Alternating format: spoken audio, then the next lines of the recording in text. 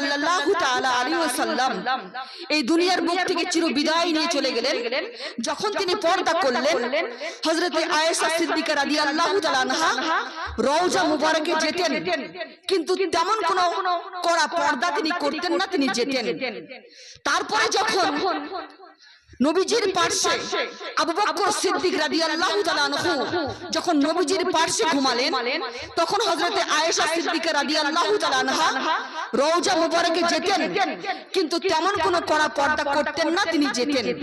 যখন নবীজির পার্শ্বে আবু বকর সিদ্দিকের পার্শ্বে তেনাদের পাশে যখন উমরে ফারুক রাদিয়াল্লাহু তাআলা আনহু ঘুমালেন, তখন আয়েশা সিদ্দিকা রাদিয়াল্লাহু তাআলা আনহা আর যাচ্ছেন না, তিনি মজবুত কড়া পর্দা করে তারপরে যাচ্ছেন। সবাই বলাবলি করছে, এখন এমনটা কেন? হযরতে আয়েশা সিদ্দিকা রাদিয়াল্লাহু তাআলা আনহা বলছেন, প্রথমবারে স্বামীর কাছে তার স্ত্রী গিয়েছে, বলুন সুবহানাল্লাহ। দ্বিতীয়বারে তার বাবার কাছে কন্যা গিয়েছে, বলুন সুবহানাল্লাহ। তৃতীয়বারে তো উমরে ফারুক রাদিয়াল্লাহু তাআলা আনহু। ও আমার প্রাণের চেয়ে প্রিয় মা বোনেরা, আমি আপনাদেরকে প্রশ্ন করতে চাই, হযরত উমর ফারুক রাদিয়াল্লাহু তাআলা আনহু কবরের ভিতরে না উপরে? কবরের ভিতরে না উপরে?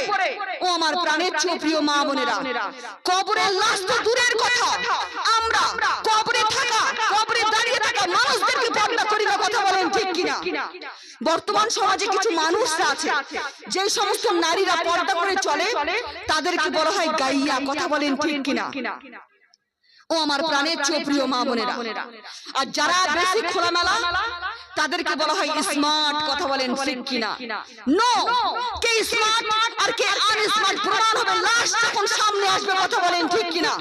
লাশ যখন সামনে আসলো, দুনিয়ার মানুষ যখন আফসোস করে বলল, আহারে আজকে এমন একজনকে হারিয়ে ফেললাম যে গোটা জিন্দেগি পর্দা করে চলেছে, স্বামীর খেদমত করেছে, শ্বশুর শাশুড়ির খেদমত করেছে, আজকে এমন একজনকে আমরা হারিয়ে ফেললাম। আর যাই যত খোলামেলা ছিল, তার লাশ যখন সামনে আসবে, মুখে না আসুক তাই অন্তরে চলে আসবে, রাস্তা রাস্তায় ঘুরতো, ফেসবুকে ছবি দিত, বিয়ে বাড়ি বাড়িয়ে নাচতো, মেহেদি অনুষ্ঠানের নামে ইসলাম বিরোধী কার্যক্রম চালাতো, কথা বলেন ঠিক কিনা? আর তাদের পেট থেকে যেই সন্তানরা আসে তাদেরকে তো লাঠি মেরে ঘর থেকে বের করে দেয়, কথা বলেন ঠিক কিনা?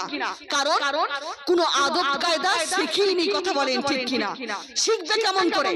সারাদিন বসে বসে শুধু হিন্দি সিরিয়াল দেখা হয়েছে, সারাদিন বসে বসে শুধু স্টার প্লাস আর স্টার জলসা, কথা বলেন ঠিক কিনা? আজকালকার মা বোনেরা তো স্বামীর সাথে বাংলা কথা তো ভুলেই গিয়েছে, কথা বলেন ঠিক কিনা? আপ क्या खाएंगे, आप क्या पिएंगे, आप क्या लेंगे? কত ভাত যে পুড়ে গেছে চুলায়, কত বাচ্চা যে বেলকনি থেকে পড়ে গিয়েছে, কত সন্তান যে পুকুরে ডুবে মারা গিয়েছে, কথা বলেন ঠিক কিনা? হারাম। নবীজি বলে দিয়েছেন, লা তাআতা লিমাখলুকিন ফি মাসিয়াতিল খালিক, ওই মাখলুকাতের অনুসরণ করা যাবে না, যার চলা, যার উঠা, যার বসা, যার খাওয়া, যার দাওয়া, যার লাইফ স্টাইলে আল্লাহর নাফরমান রয়েছে, ওই মাখলুকাতের অনুসরণ করা যাবে না, কথা বলেন ঠিক কিনা? ও আমার প্রাণের চেয়ে প্রিয় মা বোনেরা, যারা স্টার প্লাসে আসে তারা কি আল্লাহর ফরমান না না ফরমান, কথা বলেন? বসে বসে শুধু হিন্দি সিরিয়াল দেখা হচ্ছে। ও আমার প্রাণের চেয়ে প্রিয় মা বোনেরা, পাশের বাড়ির ভাবিকে দেখলাম এত সুন্দর দামি দামি পোশাক পরতেছে, তুমি আমাকে কিছুই দিতে পারছো না, নির্লজ্জার মতো স্বামীকে এই সমস্ত কথা বলা যাবে না, কথা বলেন ঠিক কিনা? কারণ স্বামী হচ্ছে সেই ব্যক্তিত্ব যার সন্তুষ্টির উপর তোমার নামাজ ডিপেন্ড করবে, স্বামী হচ্ছে সেই ব্যক্তিত্ব যার সন্তুষ্টির উপর তোমার রোজা ডিপেন্ড করবে, স্বামী হচ্ছে সেই ব্যক্তিত্ব যার সন্তুষ্টির উপর তোমার হজ ডিপেন্ড করবে। ও আমার প্রাণের চেয়ে প্রিয় মা বোনেরা, স্বামী যদি আপনাদের উপর নারাজ হয়ে যায়, আমার নবী বলে দিয়েছেন, আল মারআতু ইনা সালাত খামসাহা ওয়া সামাত শাহরু হাদা ওয়া সানাদ ফারজাহা ওয়া আতাদ বালা ফাকাদ খুলু মিন আই আবা আবিল জান্নাত সাদ। ওই নারীর জন্য 8টি জান্নাতের দরজা খুলে দেওয়া হবে, যে নারী 5 ওয়াক্ত নামাজ পড়বে, যে নারী রমজান মাসে রোজা পালন করবে, যে নারী পর্দা করে চলবে, যে নারী স্বামীর কথায় উঠবে আর বসবে, বলুন সুবহানাল্লাহ। ওই নারীর জন্য জান্নাতের 8টি দরজা খুলে দেওয়া হবে, যেটা দিয়ে মন চাই সেটা দিয়ে জান্নাতে প্রবেশ করতে পারবে, বলুন সুবহানাল্লাহ। ও আমার প্রাণের চেয়ে প্রিয় মা বোনেরা, এত সুন্দর সুন্দর স্বামী পোশাক কিনে দিচ্ছে, আসলে পর্দা করার মতো আমাদের পোশাক নেই, কথা বলেন ঠিক কিনা? শোকেস ভর্তি হয়ে গিয়েছে মা ও আমার প্রাণের চেয়ে প্রিয় মা বোনেরা। একজন নারীর পিছনে 4 জন পুরুষ যাবে জাহান্নামে, সকলে বলুন নাউযুবিল্লাহ। একজন নারীর পিছনে মা 4 জন পুরুষ যাবে জাহান্নামে। আপনাদের কি জানা আছে সেই 4 জন পুরুষ কে? ও আমার প্রাণের চেয়ে প্রিয় মা বোনেরা, আমরা নারীরা পর্দা, মা পর্দা আমাদের জন্য ফরজ করা হয়েছে, কথা বলেন ঠিক কিনা? যেই সমস্ত মেয়েরা পেট বের করে বেড়ায় তাদেরকে বলা হয় দাউস। আর এই দাউস কখনো জান্নাতে যেতে পারবে না। জান্নাত তো দূরের কথা, জান্নাতের শুকরানো তাদের নাকি আসবে না। অথচ হাদিসে বলা হয়েছে জান্নাতের শুকরানো পাওয়া যায় 500 বছরের রাস্তার ব্যাগ থেকে, বলুন সুবহানাল্লাহ। একজন নারীর পিছনে মা 4 জন পুরুষ যাবে জাহান্নামে, সকলে বলুন নাউযুবিল্লাহ। ও আমার প্রাণের চেয়ে প্রিয় মা বোনেরা, আপনাদেরকে আমি যদি প্রশ্ন করি তোমরা সব চাইতে কাকে বেশি ভালোবাসো? তোমরা সব চাইতে সর্বপ্রথমে বলবে আমরা সব চাইতে বাবাকে বেশি ভালোবাসি, তারপরে ভাইকে বেশি ভালোবাসি, তারপরে আমাদের স্বামীকে বেশি ভালোবাসি, তারপরে আমাদের কলিজার টুকরো সন্তানকে বেশি ভালোবাসি, কথা বলেন ঠিক কিনা? আর এই 4 জন পুরুষ আমাদের কারণে জাহান্নামে চলে যাবে, সকলে বলুন নাউযুবিল্লাহ।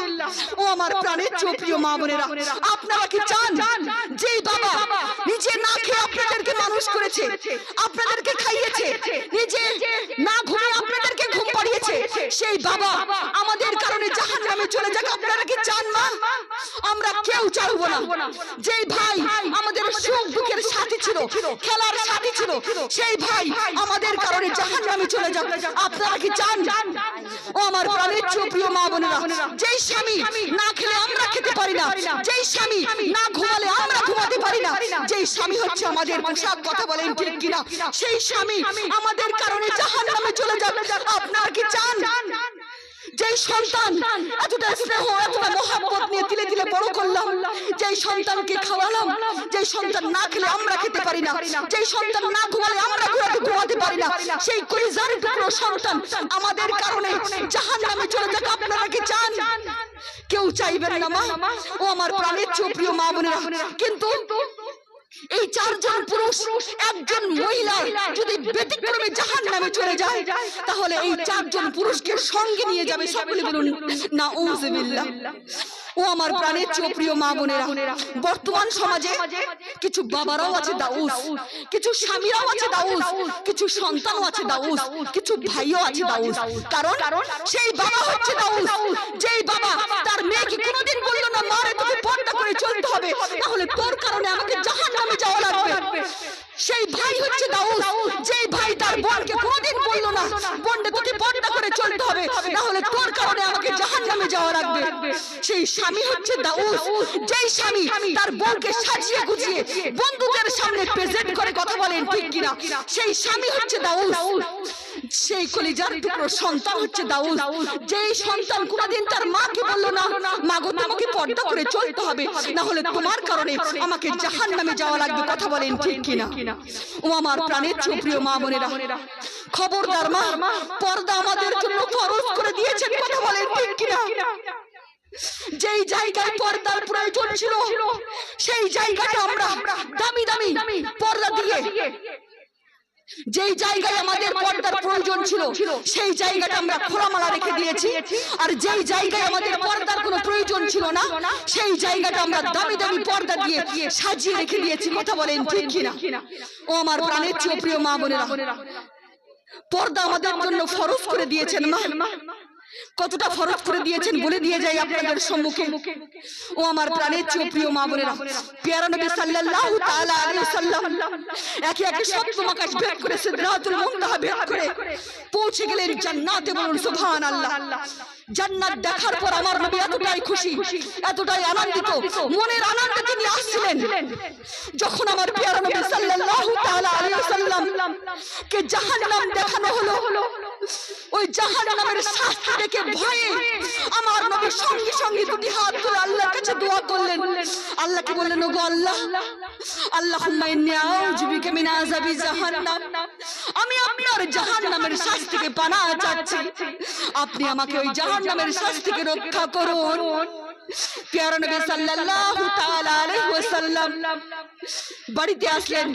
আসার পর তিনি অঝরে কান্না করছেন, এতটাই কান্না করছেন, এতটাই কান্না করছেন। মা ও আমার প্রাণের প্রিয় মা বোনেরা, মনোযোগ সহকারে শুনুন, হৃদয়ের জানালা খুলে দিয়ে শুনুন, কানকে খাড়া করে দিয়ে শুনুন মা, হৃদয়ের কান দিয়ে শুনুন। প্যারা নবী সাল্লাল্লাহু তাআলা আলাইহি ওয়াসাল্লাম ঘরের ভিতরে এসে কান্না করছেন। হযরতে ফাতেমাতুজ জোহরা রাদিয়াল্লাহু তাআলা আনহা তিনি আব্বার সাথে সাক্ষাৎ করতে এসেছেন। আব্বাকে বলছেন, আব্বা জান আপনি এত কান্না করছেন কেন? আপনার কি হয়েছে? আপনি কি আপনার মা আমিনার কথা মনে করে কান্না করছেন, না আপনি কি আমার মা খাদিজার কথা মনে করে কান্না করছেন, না আপনি কি আমার ছোট মা আয়েশার কথা মনে করে কান্না করছেন, না আপনি কি আপনি নাতিদের কথা মনে করে কান্না করছেন? প্যারা নবী সাল্লাল্লাহু তাআলা আলাইহি ওয়াসাল্লাম চোখের পানি ছেড়ে দিয়ে বলছেন, বেটি ফাতিমা রে, আমি আমার মা আমিনার কথা মনে করে কান্না করছি না, আমি আমার মা খাদিজার কথা মনে করে কান্না, আমি আমার মা আমিনার কথা মনে করে কান্না করছি না, আমি তোমার মা খাদিজার কথা মনে করে কান্না করছি না, আমি তোমার ছোট মা আয়েশার কথা মনে করে কান্না করছি না। আমাকে তখন জান্নাত দেখানো হলো বেটি ফাতিমা, আমি এতটাই খুশি, এতটাই আনন্দিত। আমাকে যখন জাহান্নাম দেখানো হলো, ওই জাহান্নামের শাস্তি থেকে আমি ভঙ্গের সঙ্গে সঙ্গে দুই হাত তুলে আল্লাহর কাছে দোয়া করেছি, আল্লাহুম্মা ইন্নী আউযু বিকা মিন আযাবি জাহান্নাম। ওগো আল্লাহ, আমি আপনার কাছ থেকে জাহান্নামের শাস্তি থেকে পানাহ চাচ্ছি, আপনি আমাদেরকে জাহান্নামের শাস্তি থেকে রক্ষা করুন। প্যারা নবী সাল্লাল্লাহু তাআলা আলাইহি ওয়াসাল্লামের চোখের পানি দেখে হযরতে ফাতেমাতুজ জোহরা রাদিয়াল্লাহু তাআলা আনহা আব্বাকে প্রশ্ন করছেন, আব্বা আপনি জাহান্নামে কি এমন শাস্তি দেখেছেন? প্যারা নবী সাল্লাল্লাহু তাআলা আলাইহি ওয়াসাল্লাম বলছেন, বেটি ফাতিমা রে, আমি জাহান্নামে দেখলাম ছেলেদের চাইতে মেয়েদের সংখ্যা অধিক অধিক বেশি। সকলে বলুন নাউযুবিল্লাহ। হযরতে ফাতেমাতুজ জোহরা রাদিয়াল্লাহু তাআলা আনহা আব্বাকে প্রশ্ন করলেন, আব্বা জান মেয়েরা কি এমন গুনাহ করেছে যে আপনি মেয়েদের কই জাহান্নামে বেশি দেখতে পেলেন? হযরতে ফাতেমাতুজ জোহরা রাদিয়াল্লাহু তাআলা আনহার কথা শুনে আমার নবীজি বলছেন, বেটি ফাতিমা রে, আমি কিছু নারীকে ওই জাহান্নামে দেখতে পেলাম, যেই সমস্ত নারীরা মাথার চুল খুলে রাস্তায় চলাফেরা করে, ওই সমস্ত নারীদেরকে ওই জাহান্নামে কঠিন শাস্তি দেওয়া হচ্ছে। ওই সমস্ত নারীদেরকে ওই জাহান্নামে মাথার চুল দ্বারা ঝুলিয়ে রেখে দিয়েছে। শুধু তাই নয়, তাদেরকে ওই জাহান্নামের আগুনে তাদেরকে জ্বালানো হচ্ছে এবং জাহান্নামের আগুনের তাপে তাদের মাথার মগজগুলো টগবগ টগবগ করে ফুটছে। আল্লাহু আকবার। বেটি ফাতিমা রে, আমি আরো দেখতে পেলাম যেই সমস্ত নারীরা তার স্বামীকে মুখের দ্বারা কষ্ট দেয়, জিহ্বার দ্বারা কষ্ট দেয়, ওই সমস্ত নারীদেরকে আমি জাহান্নামে দেখতে পেলাম। বেটি ফাতিমা, ওই সমস্ত নারীদেরকে জাহান্নামে তাদের জিহ্বার দ্বারা ঝুলিয়ে রেখে দিয়েছে। বলুন আল্লাহু আকবার। শুধু তাই নয়, তাদের সমস্ত শরীরের ওজন এই নাজুক জিহ্বার উপর ছেড়ে দিয়ে হয়। বলুন আল্লাহু আকবার। বেটি ফাতিমা রে, আমি আরো দেখতে পেলাম যেই সমস্ত নারীরা তার স্বামী থাকতে অন্য পরপুরুষের সাথে সম্পর্ক রাখে, ওই সমস্ত নারীদেরকে আমি আরো দেখতে পেলাম যেই সমস্ত নারীরা